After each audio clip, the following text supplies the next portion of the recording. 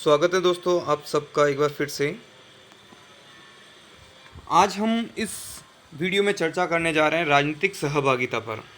लेकिन दोस्तों, ये टॉपिक शुरू करने से पहले मैं आपसे एक निवेदन करता हूँ कि अगर आपने ये चैनल सब्सक्राइब नहीं किया तो कर लीजिएगा और बेल आइकन को प्रेस कर दीजिएगा ताकि मैं जो भी वीडियो अपलोड करूँ उसके नोटिफिकेशन आपके पास मिल जाएँ।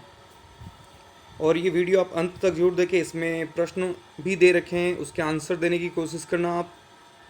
और पूरा वीडियो देखने के बाद अगर आपको ये पसंद आए तो इसे आप लाइक और शेयर जरूर कीजिए अपने दोस्तों के साथ में। चलिए बिना कोई देरी किए सीधे शुरुआत करते हैं। राजनीतिक सहभागिता। दोस्तों, ये राजनीतिक अवधारणाओं में बहुत ही महत्वपूर्ण अवधारणाएं हैं। राजनीतिक संस्कृति, समाजीकरण, सहभागिता। तो ये बहुत ही एक तो नई अवधारणाएं हैं, व्यवहारवाद के कारण आई हैं, द्वितीय विश्व युद्ध के आसपास ये राजनीति विज्ञान में सम्मिलित की गई है। तो इसके क्या मायने हैं हम देख लेते हैं। जब जनता प्रत्यक्ष या अप्रत्यक्ष रूप से राजनीतिक व्यवस्था में भाग लेते हैं तो उसे राजनीतिक सहभागिता या जन सहभागिता कहा जाता है। यानी एक तो क्लियर है कि राजनीतिक सहभागिता को ही जन सहभागिता भी कहते हैं।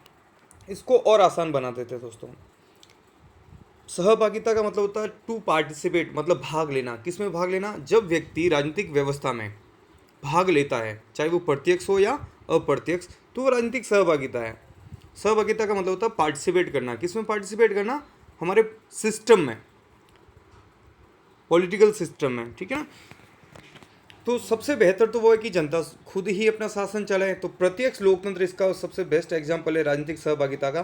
तो प्रत्यक्ष प्रजातंत्र व्यवस्था स्विट्जरलैंड के कुछ कैंटनों का मतलब होता है, कैंटन का मतलब होता है प्रांत, कुछ प्रांतों में, यानी स्विट्जरलैंड के कुछ प्रांतों में जो है प्रत्यक्ष प्रजातंत्र है। दुनिया में सिर्फ एकमात्र देश जहां पर प्रत्यक्ष लोकतंत्र कायम है, स्विट्जरलैंड में। फिर जनता देखिए अपने चुने हुए, दूसरा तरीका है कि खुद शासन करके अपने जनप्रतिनिधियों को चुनते हैं। अगर वो अच्छे से काम नहीं करें तो उनके लिए एक सिस्टम है प्रत्यावर्तन। प्रत्यावर्तन का मतलब होता है right to recall. Right to recall अर्थ, इसका अर्थ ये होगा कि हम जो जनप्रतिनिधि चुने, अगर वो अच्छे से काम नहीं कर रहे तो हम उन्हें उस समय से पूर्व, उनके कार्यकाल को समाप्त होने से पूर्व हम उन्हें हटा सकते हैं। चुने हुए जनप्रतिनिधियों को वापस बुलाने का अधिकार। मान लीजिए आपने एक लोकसभा सदस्य को चुना है, आपने वोट किया, या विधानसभा के सदस्य को चुना और वो अपना काम सही तरीके से नहीं कर पा रहा है, तो ये प्रत्यावर्तन जो है वो ये अधिकार देता है कि आप अपने चुने हुए प्रतिनिधि को वापस बुला सके। हाल ही में ये भारत में लागू नहीं है दोस्तों, ध्यान रखना। लेकिन इसका अर्थ क्या है, और ये बोर्ड एग्ज़ाम पूछा भी गया है 2019 के जो 12th का बोर्ड एग्ज़ाम था उसमें ये सवाल आया, और कई कंपटीशन एग्ज़ाम में भी पूछा जाता है कि प्रत्यावर्तन से क्या तात्पर्य है। अगला है जनमत संग्रह। जनमत संग्रह किसी मुद्दे पर जनता का मत या राय, हाँ या नाम पूछना। यानी कोई एक मुद्दा रखा जाता है कि क्या ये कानून का निर्माण, इस कानून का निर्माण करना चाहिए, हाँ या ना, क्या इस पर, इस अपराध के लिए फांसी होनी चाहिए, हाँ या ना। तो इस तरह की जो चीज़ें जनता की राय ली जाती है वो जनमत संग्रह, यानी जनता की राय कायम की जाती है किसी मुद्दे पर कि जनता क्या चाहती है। जैसे एक एग्जांपल लेते हैं, यूरोपीय संघ से ब्रिटेन अलग हो रहा है, वो जनमत संग्रह से अलग हुआ था। यानी लोगों से पूछा गया कि इस टाइम से इस टाइम तक आप वोट कर सकते हो और आपका आंसर हाँ या नाम होना चाहिए कि उसके साथ रहना है या नहीं रहना है। तो 52% पॉपुलेशन ने जो है वो वोट कास्ट किया कि हमें यूरोपियन संघ के साथ में नहीं रहना है। तो ये क्या था? जनमत संग्रह। अब हम आते हैं राजनीतिक सहभागिता का अर्थ क्या है।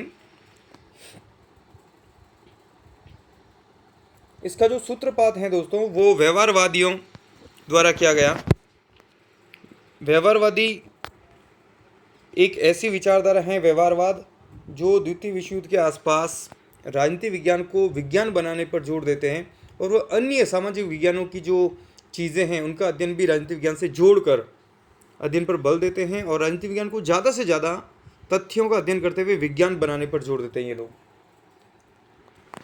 तो इनकी वजह से राजनीतिक सहभागिता आई है।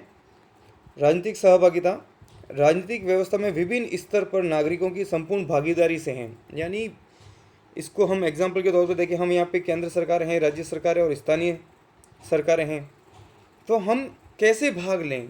जितना ज़्यादा भाग लेंगे उतनी ही ज़्यादा राजनीतिक सहभागिता होगी। अगर हम बिल्कुल भाग नहीं लेते तो मतलब उस देश की जीरो राजनीतिक सहभागिता होगी। तो हम कैसे भाग लेते हैं? जैसे मतदान करते हैं, जन्म संग्रह, प्रत्यावर्तन, हड़ताल कर सकते हैं, दबाव समूह का निर्माण करके दबाव डाल सकते हैं। तो ये अनेक ऐसी बातें हैं दोस्तों जिनके माध्यम से राजनीतिक सहभागिता होती हैं।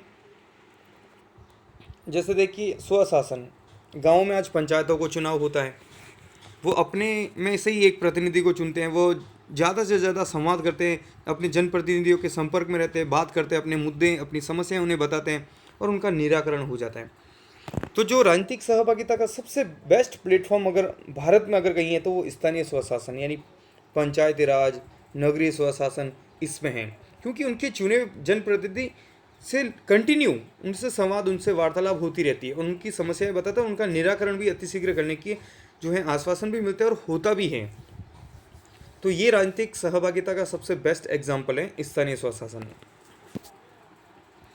मैग्लोस्की ने क्या कहा है देखिए, राजनीतिक सहभागिता ना सिर्फ लोकतंत्र बल्कि सभी राजनीतिक व्यवस्था में कम से कम या ज़्यादा पाई जाती है। ये कह रहे हैं कि ऐसा नहीं है कि केवल लोकतंत्र में ही राजनीतिक सहभागिता पाई जाती है, और भी देशों में पाई जाती है, लेकिन कहीं ज़्यादा कहीं कम पाई जाती है। हाँ, लेकिन ये भी एक तथ्य है कि लोकतंत्र में ये ज़्यादा पाई जाती है। मैं तो इसको पर्याय मानता हूँ, क्योंकि लोकतंत्र है तो मतलब जन सहभागिता है, राजनीतिक सहभागिता है, और जन सहभागिता ही नहीं तो वहाँ लोकतंत्र कैसा?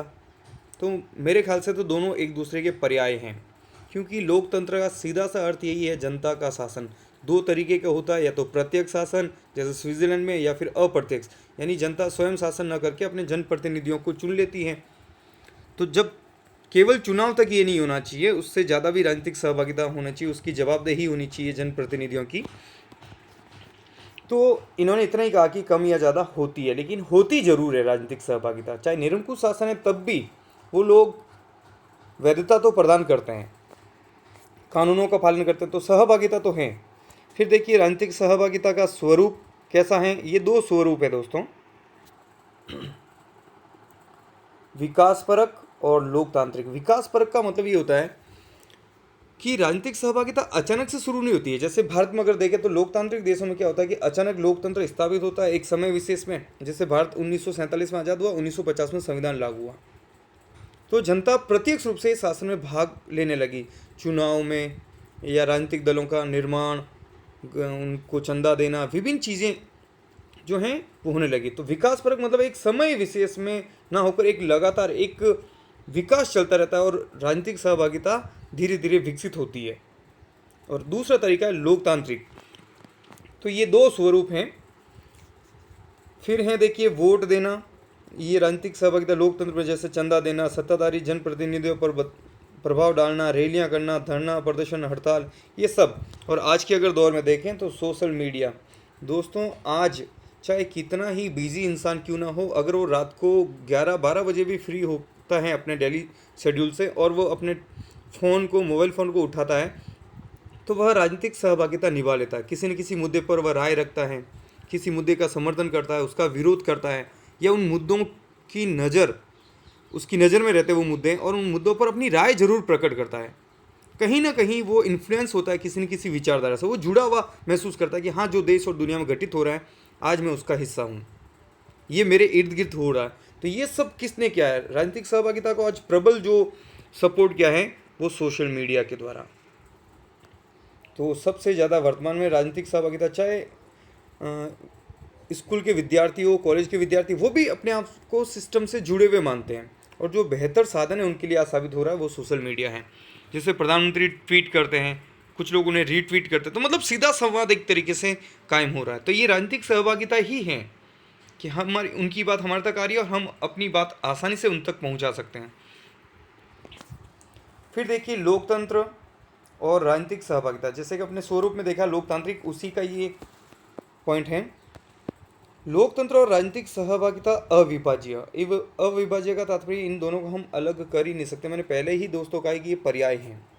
अगर आप लोकतंत्र, इन दोनों में से लोकतंत्र को निकालेंगे तो राजनीतिक सहभागिता में से तो पीछे कुछ नहीं बचने वाला है, क्योंकि बिना लोकतंत्र के इसका कोई मतलब नहीं है। और लोकतंत्र में से अगर आपने राजनीतिक सहभागिता को अलग निकाल दिया तो भी कोई मतलब नहीं है।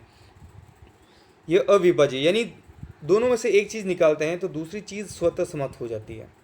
इसीलिए इसको मैं कहूँ मेरे शब्दों में तो ये लोकतंत्र का आधार है, ये नींव है लोकतंत्र की, यह प्राण है। अगर इनमें से लोकतंत्र में से राजनीतिक सहभागिता को अलग कर दें तो लोकतंत्र का जीवन ही समाप्त हो जाएगा। पेरी ने बहुत ही अच्छी बात कही है कि राजनीतिक सहभागिता से संबंधित प्रत्येक पुस्तक लोकतंत्र से संबंधित है। कि राजनीतिक सहभागिता से संबंधित अगर कोई चीज़ है या कोई पुस्तक है तो वो अपने आप लोकतंत्र से भी संबंधित है। तो इसको अलग से कोई रिलेट करने की कोशिश नहीं की कि एक से संबंधित मतलब दूसरे से अपने आप वो संबंधित हैं। वर्बा और नी ने कहा है, देखिए लोकतंत्र और सहभागिता के बारे में,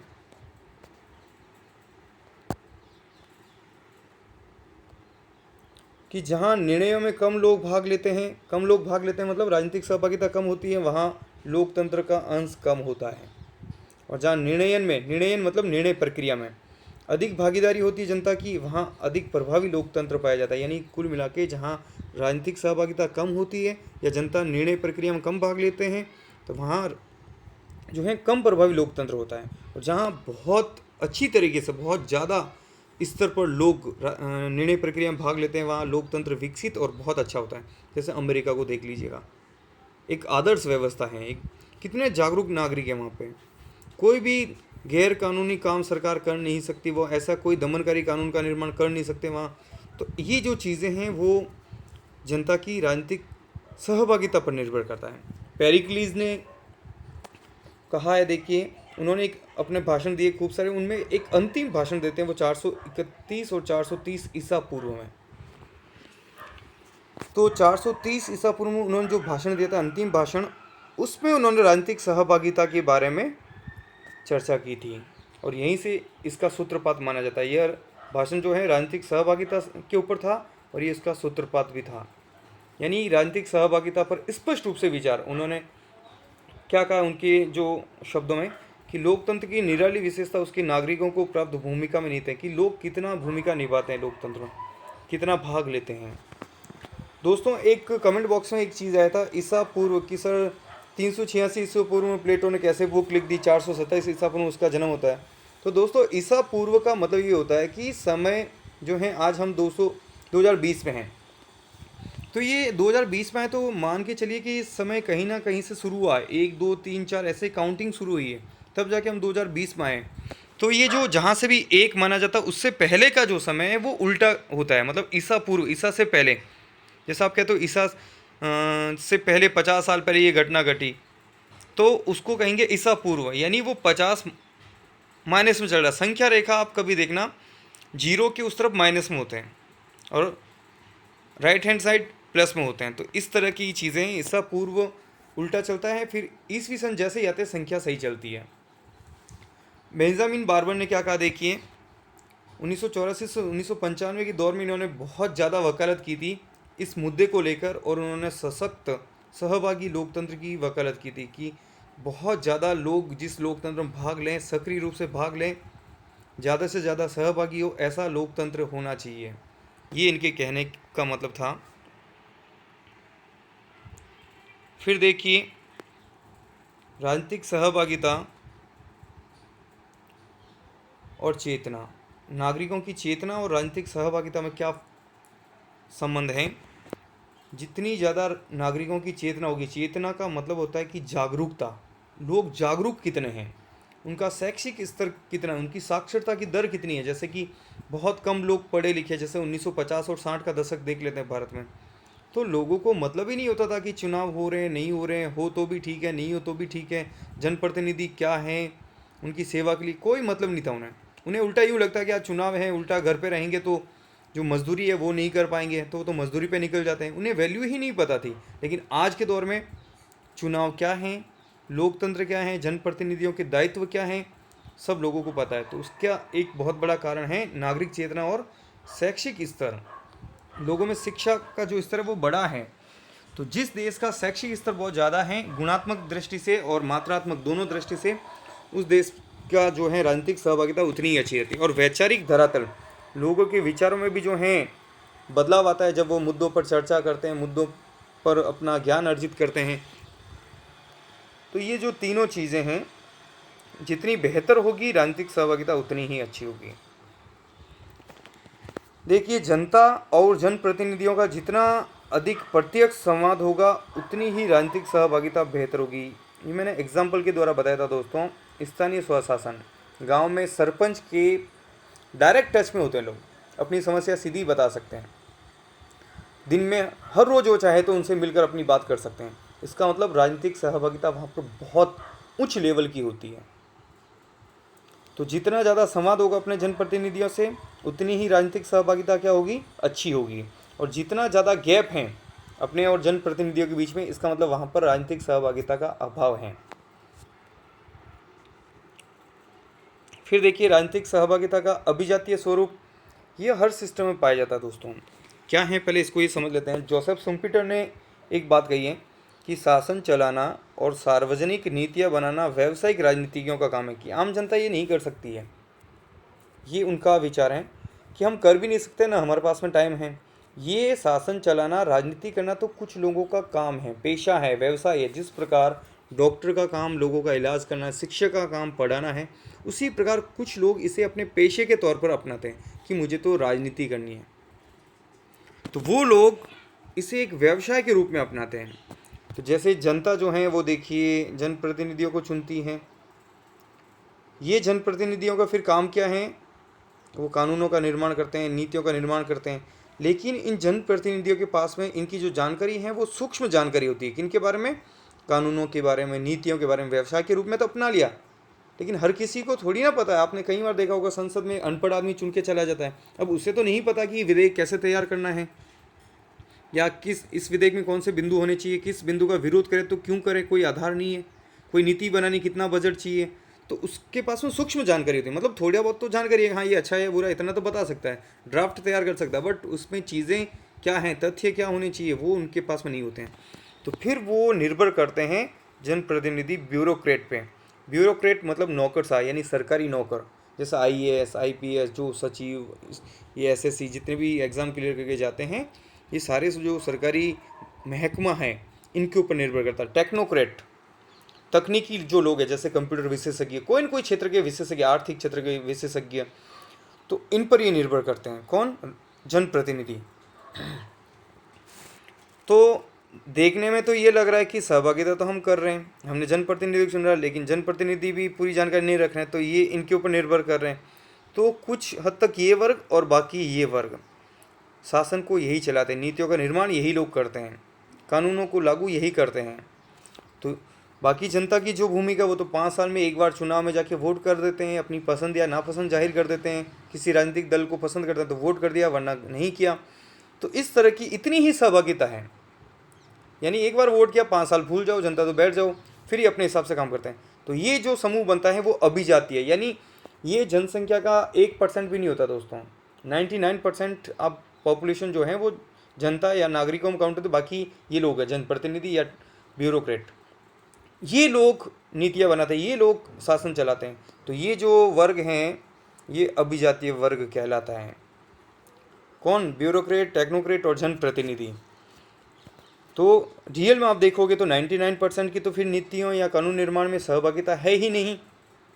तो ये भी एक बात है कि राजनीतिक सहभागिता का ये एक स्वरूप है, जो आपके लिए मैंने एक डायग्राम के माध्यम से समझाने की कोशिश की है।